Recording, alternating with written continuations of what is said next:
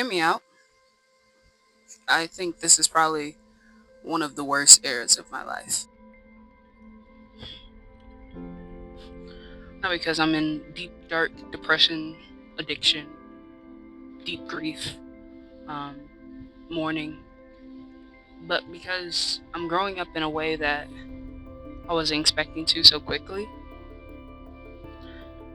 And I realized everything that I've known about myself, I have to rewrite and learn a different story and tell a different story, not only to myself, but to the others around me and to the world around me. But I think something I'm realizing as I'm growing up is that, like, to create, you also, like, it's to be a creative in this life, like, there's so many sacrifices that you have to make. You sacrifice your stability, which in tandem could sacrifice your peace. You have to learn choices, and, like, you have to make better choices, not only with your money, with your time, your energy, your friendships, your collaborations, your environment, your diet, everything. The frontal lobe is kicking. She's turning on. The brain is getting to a point of logic and like intellect and like thinking in ways that I've never had to think about before. And I realized that, like, the real battle that I'm going through isn't anybody else. It isn't the world. It isn't, you know, other people. It's me versus me. And I've been feeling very cloudy inside of myself, facing a lot of my habits, a lot of my patterns, a lot of the things that I no longer wish to carry in ways I still carry them consistently in a way that confuses me. Um, 2025 has been probably one of the hardest years of my life, and I've gone through some really tough things before. 2025 takes the cake thus far for challenging in my internal world. But on the opposite end, I've also had one of the most career rewarding years thus far. I've experienced some things in my career that, like, were imaginations of my youth. And on the outside, it's on the up and up. But on the inside, it's an upward spiral more so. But it's definitely a circle and a cycle of confusion and grief and black mentalities and fears. I've learned recently that, like, no matter what you do, no matter where you are, there you are. And it's not a recent lesson, but it's been a recent application of, like, taking heed to the wisdom that no matter who, what, when, or where you are in, like, the circle of life, you are still in the patterns of yourself. And unknowingly, if you don't do the work, you will bring those traumas into everything that you do. And with that comes a deep confrontation of, yes, understanding surroundings, but then also, like, understanding yourself enough to know when the problem is you. Whether it's a problem with others or whether it's a problem within work, a problem in relationship. And not the problem is you in, like, a self deprecating way, but the problem is you in a way where you are the only person that can solve it as well. Of course, you, spirit, God, whatever you and whoever you believe in can help, but ultimately the work is always your responsibility. And so when I say it's me versus me, it means it's me and the person I know I am and the person I want to be, and then me and the person that I know I am and the person that I still am, you know? The child that I still am, the teenager that I still am, the wounds that may not even necessarily be my wounds directly, but are part of my existence and what I have to heal. A lot of my existence is karmic based. A lot of the things I go through, a lot of the lessons are things that are, like, not to say I brought upon myself, but in some way, somehow, whether it be a life before mine or within this lifetime or my grandparents or my mother's, whatever these things have trickled down into my existence, it's karma.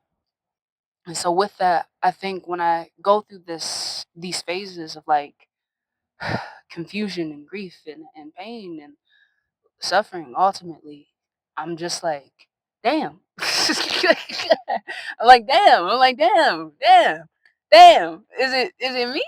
I know it's me, but like, what is it about me, right? And like, I don't know. I don't know. But I do know that the work is done within slowing down. One of the biggest lessons and one of the biggest truths God has blessed me with this year and so many other experiences prior is that like no matter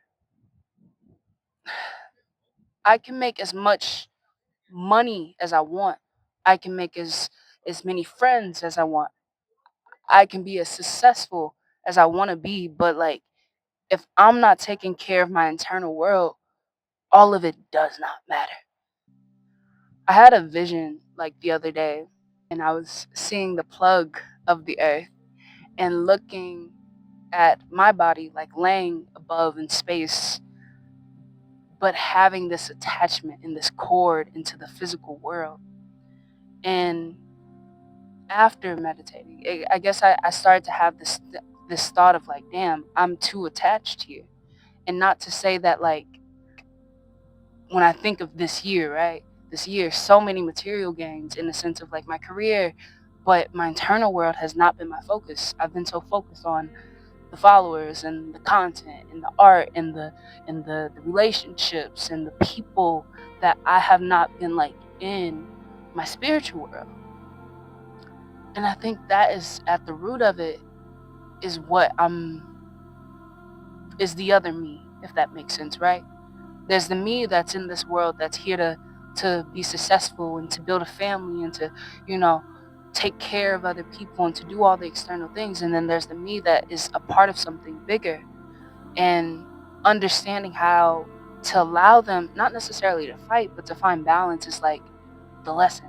I think with everything that's going on with the world and the pending war and just in the conflict and it's so many things that could destroy people, not because the harm is necessarily in front of them, it's because it's out there in the world.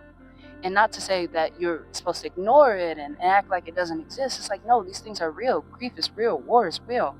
Like these things harm people. And we are also coexisting in this time where it is in our face. It's in our face. Every time you open up your phone, it's in your face.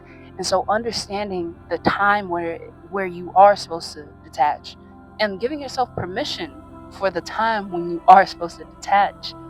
Understanding that there's a time and place for suffering. And you know, no matter what, as long as you're here, you're gonna suffer. You're gonna have you're gonna have experiences that harm you and that bring things upon you, but understanding that the other side as well and how you can not necessarily control but find safety amongst this truth is knowing when it's time to unplug from this world and to be connected to spirit, to be connected to God, to be connected to something bigger than yourself. Understanding that you are not like, yeah, we're hella important, but we're not the most important thing in this world. All of us collectively are. And when we can connect to the collective and when we can allow ourselves to actually speak and be connected to love in a way that isn't just on the material plane is when healing happens. I'm speaking to myself, I'm speaking, God is speaking through me, all the different things, but mainly I've been learning the lesson that like these two versions, the me versus me, need to exist. They need to. They need to. You cannot overpower one. And I've been so much in my material me that my spirit me is crying. She's sad. She's frustrated and she's angry. She's angry at herself and she's angry at the world. She's angry. But she's angry because there's neglect. And it's the same thing with Mother Nature. It's the same thing with God. It's the same thing with your family, with your friends. Where love is true is where you should be spending your time as well. But my name is Jewel. Thank you for listening to me, and hopefully I see you soon.